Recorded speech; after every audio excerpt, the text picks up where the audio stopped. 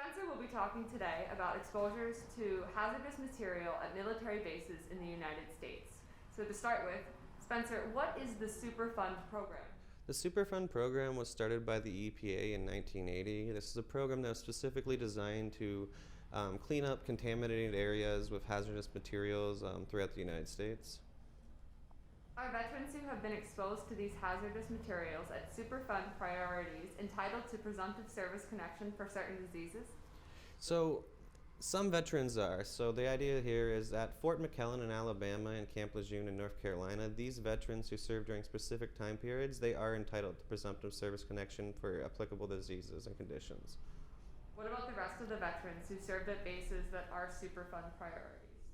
So veterans who served at other bases that are Superfund priorities, these are other veterans who are exposed to hazardous materials. While they're not entitled to presumptive service connection for any conditions or diseases that are resulted of exposure to hazardous materials, they can still make a claim for direct service connection. How they would have to factually prove that they were exposed and the condition was a result of the exposure to hazardous materials on those bases. How is this service connection determined?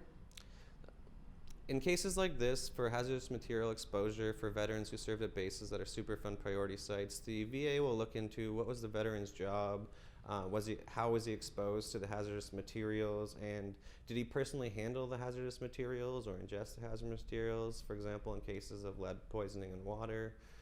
Other common hazardous materials that are found on these bases are like benzene.